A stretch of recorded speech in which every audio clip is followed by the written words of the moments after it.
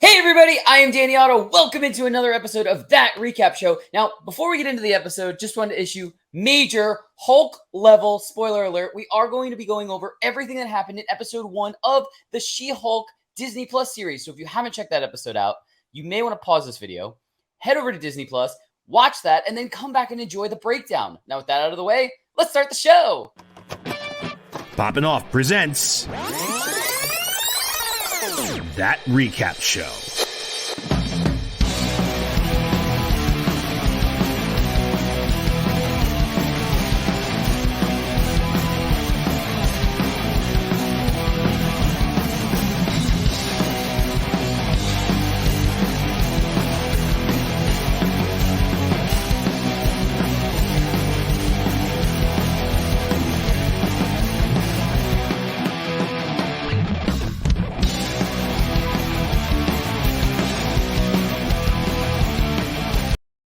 All right, joining with me to break down everything from episode 1 of the She-Hulk series, it's Jon Jon Rico. Hey, what's up? Are you gonna? I'm here. Are you gonna do some fourth wall breaks? Yeah. Hey, hi, hello.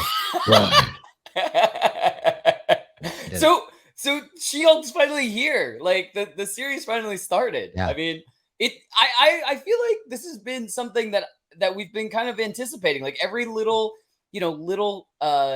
clip we've seen and every trailer, I feel like I've just kind of been getting more and more excited because I really wanted this kind of comedic take on superheroes and stuff in general, and just seeing like little clips of potentially getting some Daredevil and potentially getting some other characters like Wong, and just seeing all of these little clips and stuff just made me more and more excited. And it's finally here. And look, you texted me as soon as you watched it. First episode, it was a fun first episode for sure. Like I loved it, and so we'll just get right into it. I gotta say it, training montage. You know me, I love a good training montage. We had like plenty of stuff from this that we got, and basically during the training montage, we kind of just see Jennifer Walters kind of doing better at being Hulk than Bruce in some of this, and it just kind of, we kind of started to see little reactions from Bruce of like when he goes, "Am I jealous? Is this jealousy that I'm feeling?" Yeah. So we're seeing little cracks in Smart Hulk. I feel like where maybe we're getting the old Hulk persona starting to come through a little bit. Like maybe that's going to be like an underlining thing.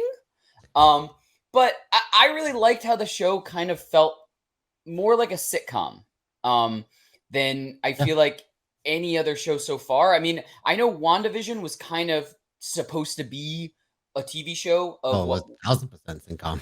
right. But like that was the whole like shtick of it. This isn't like the shtick of this is a sitcom. This is the genre the show is set in.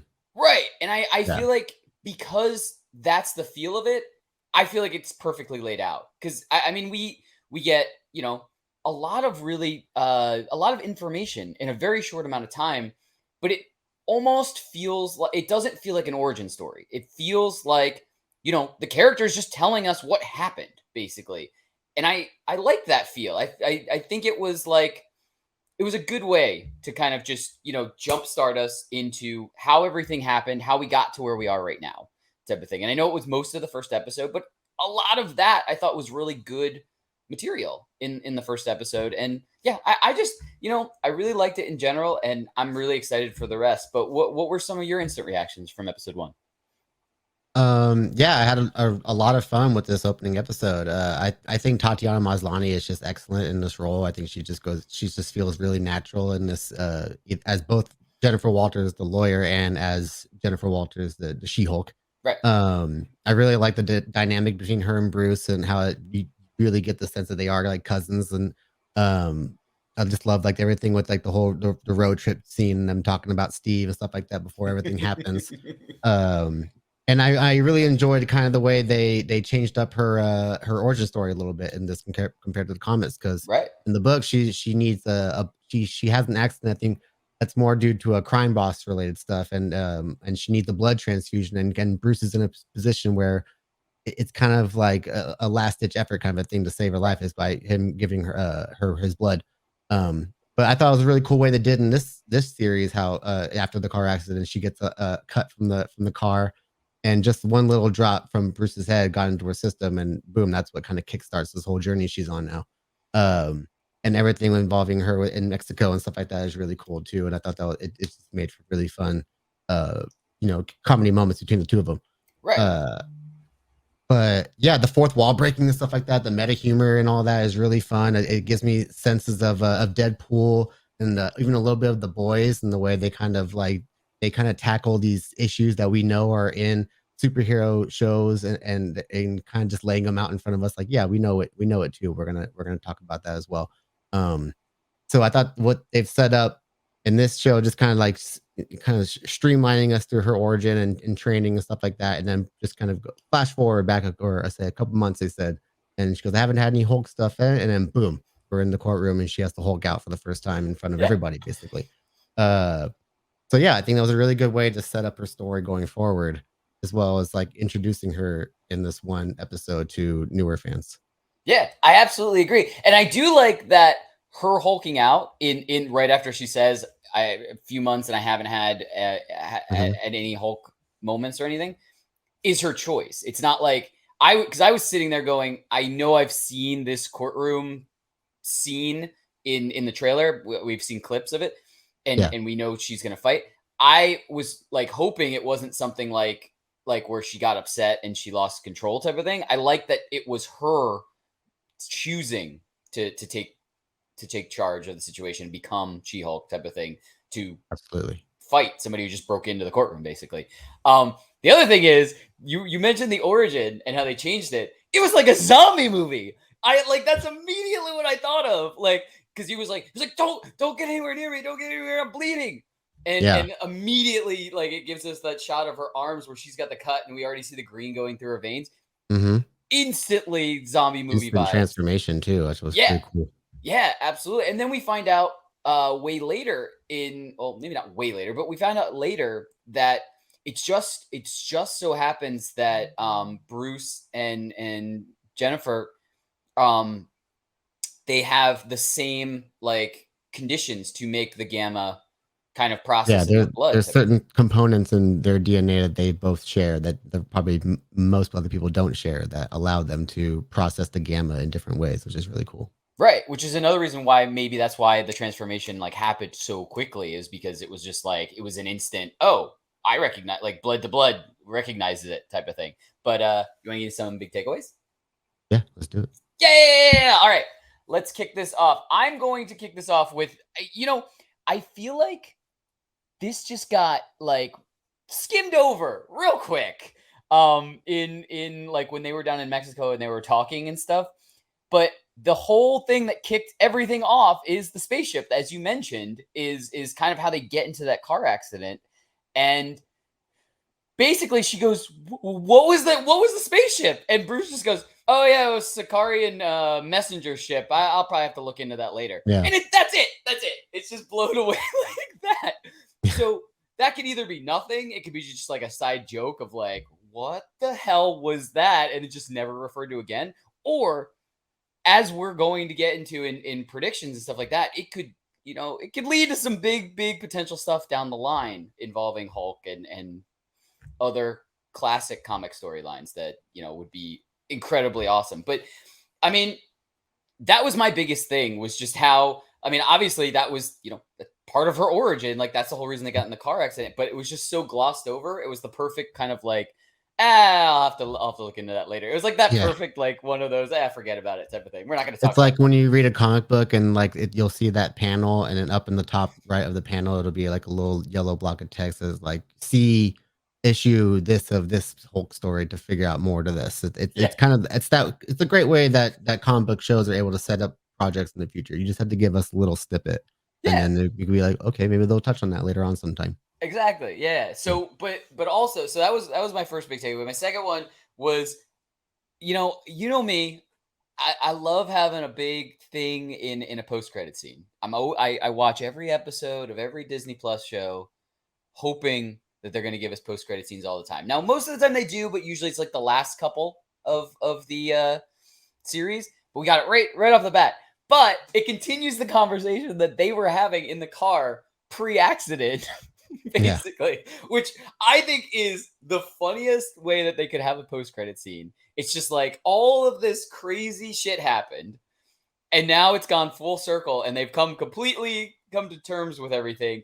And then their conversation just picks up right where it left off, type of thing. And it's all about Steve Rogers and his girlfriends, and yeah, it's great. I loved it as a post credit scene. I thought it was hilarious because it just followed the pattern of the show, having a bunch of like comedy thrown in, but not thrown in and forced in, like actually having it and it making sense and benefiting the show in there.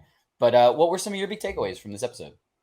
I had a couple good ones here, but one of the first things I'll mention is actually more of a, you like to throw out your references here and there, and I found a reference that I actually like, and I found that they did a really good meta humor joke in this one.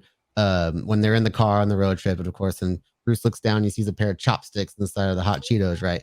And he's like, "What the heck is going on here?" And she's like, "You can use them. You don't have to get your Cheeto fingers." And he's like, "Wow, that's amazing!" And gives her props and stuff like that. And that, of course, is an amazing reference to a viral photo of Oscar Isaac that went out like a few years ago, where he was famously holding a bag of hot Cheetos and some chopsticks right there.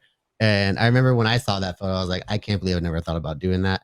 It just seems like a very practical way to eat Cheetos, and I'm really glad. I have to imagine that the writers, of course, threw that in there as a little nod to Oscar in some form, which is really funny. So that joke made me laugh out loud. That was really funny.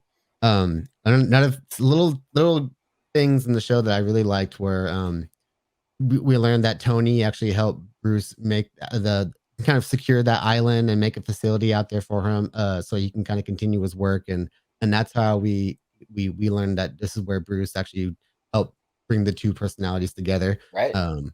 So that was a really cool little nod, and even when we were walking through the house there, you see one of the Iron Legion bots from the Age of Ultron, which is really cool. It's kind of like a cool little reminder of something that him and Tony worked on together. That was also kind of like one of their big failures. So it's like a good reminder for Bruce as well.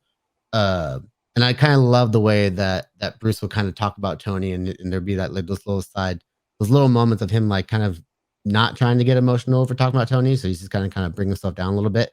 Uh, but I thought that was really the way they integrate Tony into the stories now after he's gone. Of course, there's all they're finding the right places to do it. Of course, they just not throwing it in there just to be an Iron Man reference. It has a place. But one of my favorite scenes of the entire episode, of course, is after the whole training montage and stuff like that.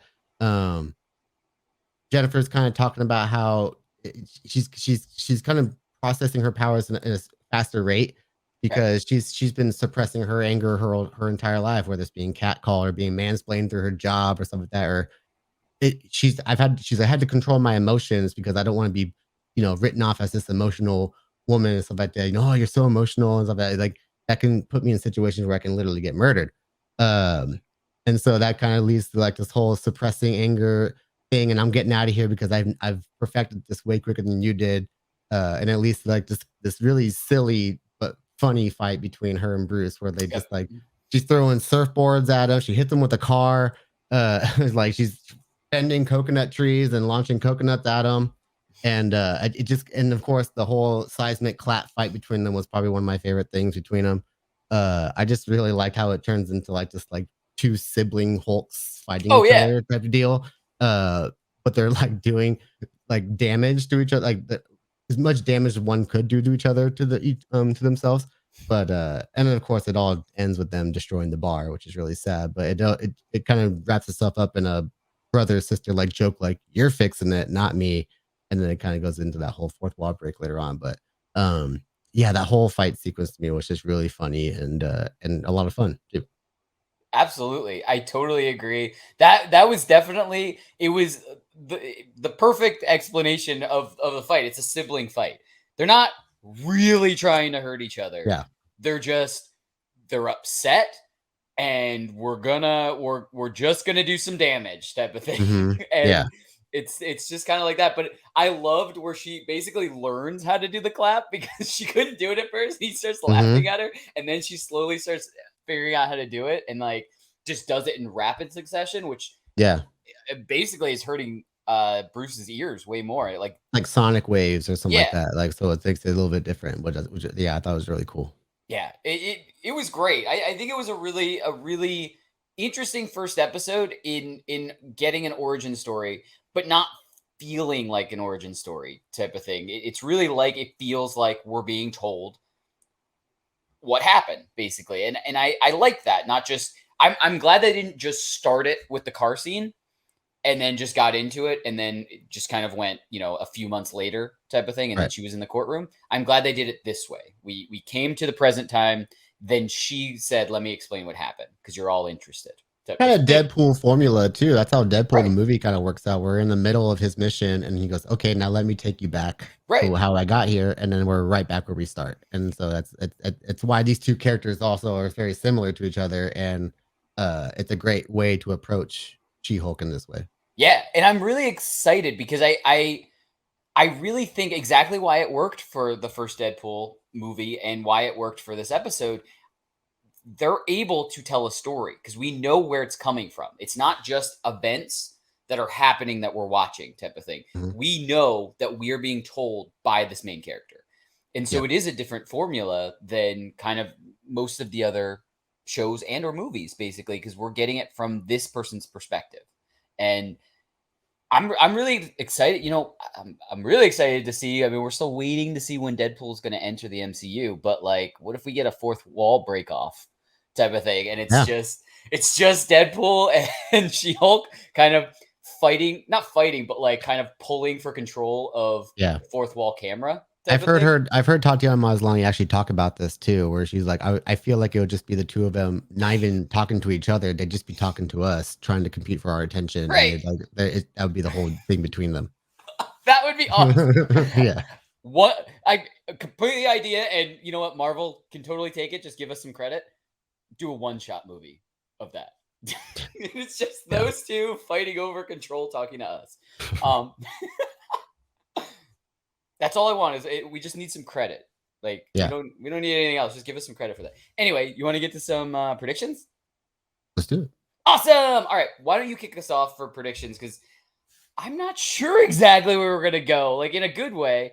But I know you some of the breadcrumbs that were laid out in this episode could lead to something bigger, and what I know what it is because it's Right. in the rundown. But I'm really excited to hear what you were talking about. Yeah. So, I mean, obviously, when you're watching the show and Bruce and Jen are just like on this road trip, and all of a sudden a freaking Sakaran carrier like cruiser ship comes by and causes this accident, and you're like, What?" And then of course, like Bruce just he talks about it and goes, "Yeah, I guess they had a message. I have to go figure that out at some point."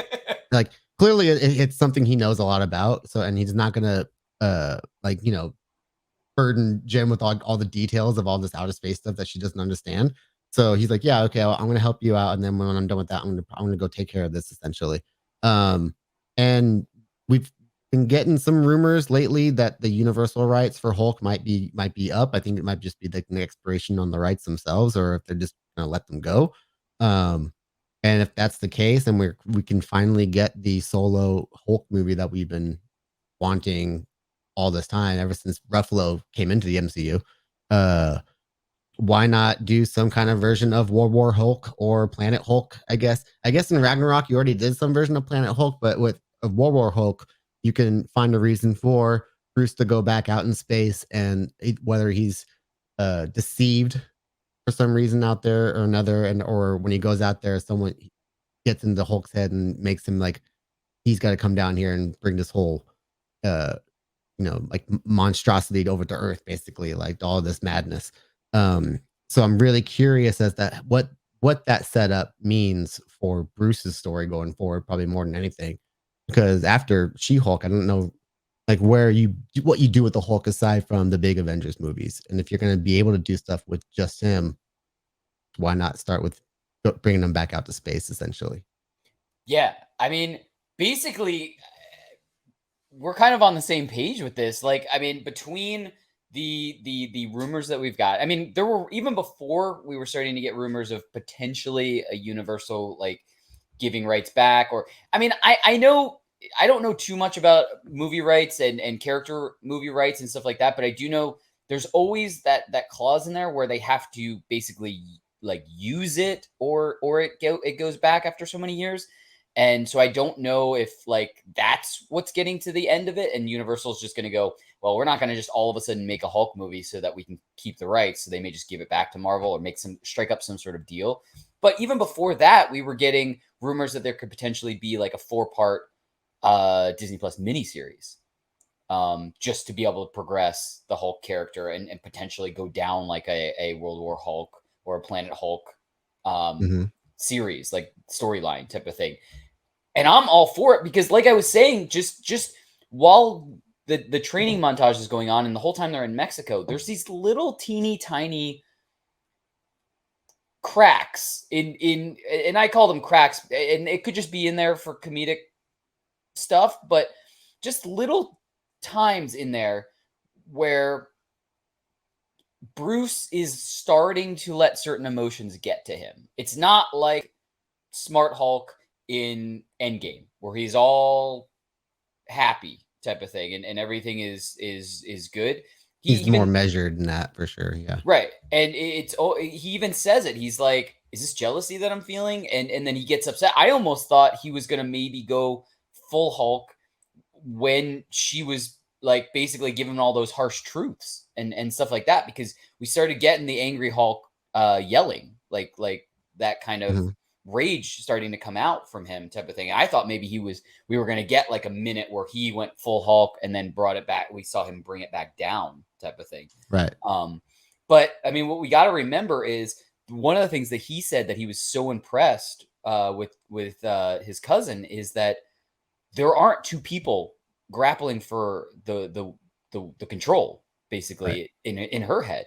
So he's still got that. So it almost seems like maybe they really haven't come to complete terms. Maybe Bruce has just figured out how to suppress the Hulk mind, and there could be that other shoe could drop at any time, basically, and then then we get the full rage of our regular Hulk coming back, and that's kind of the storyline that we can turn into a Planet Hulk or a World War Hulk or something like that. But I'm really interested to see what the message from Sakaar is about and stuff like that. I'm wondering if that's going to be a subplot, or if that's just going to be something else that we're going to see somewhere. If I had to guess, I have to think that Grandmaster has to be doing some kind of reaching out, wanting his champion back. Like I don't really see any other way that Sakaar would be looking for him, other than that reason, in my opinion, because he is, of course, the champion of Sakaar still. Well, one of the rumors is that it's to say that he has a kid, type of thing. Like that. I mean, that I have no idea. I did see that. Yeah, I was trying to work out in my head if there was enough time to pass for like his kid being something would even be a factor. Well, they just say the only thing that the rumor said that I like 5 years old. Yeah, but the only thing that the rumor said that kind of made me go, okay, maybe, is that, remember in Ragnarok, the Grandmaster says time works differently here. Right. So I'm wondering if, things, are sped differently. So maybe that's how they would use to explain it. So now he really is like 18 or essentially. Yeah, I think that's going to be the one workaround they have to get to do if they're going to actually bring in the character like that, for sure. Right. Hopefully. But believe me, I would love to see more Grandmaster. The other thing is, though, we saw all of those in Ragnarok. We saw the head statues of other champions. So I don't know if he would go back just to get Hulk to come back, or if he would just try to find another one of his champions type of thing. Yeah, that's also, yeah. Well, yeah, he's a pretty stubborn guy, so you never know. But believe me, I would like to see more Jeff Goldblum Grandmaster. I thought he was hilarious. I thought he was great for the part. So you were supposed to see him in thinking 4, if I'm not mistaken. He was cut out of a movie recently, if I'm right. But yeah, yeah, I think he's due for a return sooner than later. Yeah, I would believe me. I'd love to see. Maybe Hey, we'll see Eternals too. that's one. But I just had a thought. What about Guardians 3? Because him and the Collector are supposed to be brothers, and the Collector was in Guardians 1. So yeah, it'd be cool if they actually did possible. that family tie in there for sure. Yeah, That'd be a good one. I'm just saying anything's possible, and I would love to see Grandmaster come up again. So, but anyway, that's what we think. Let us know in the comments below. What did you think of the first episode of the She-Hulk series, and what do you think is gonna happen with this Sicarian ship storyline? Is it going to amount to anything, or is it just going to be like that little breadcrumbs that we might not see for a few years? And do you want to see a World War Hulk storyline in the MCU? There's no wrong answer here. I mean, I would love to see it either way, whether we get a mini series or whether we get a full-out movie. I think it would be great. And as always, don't forget, like, subscribe, and turn on notifications to hear about all of our latest video releases. Bye, everybody! Popping Off presents That Recap Show.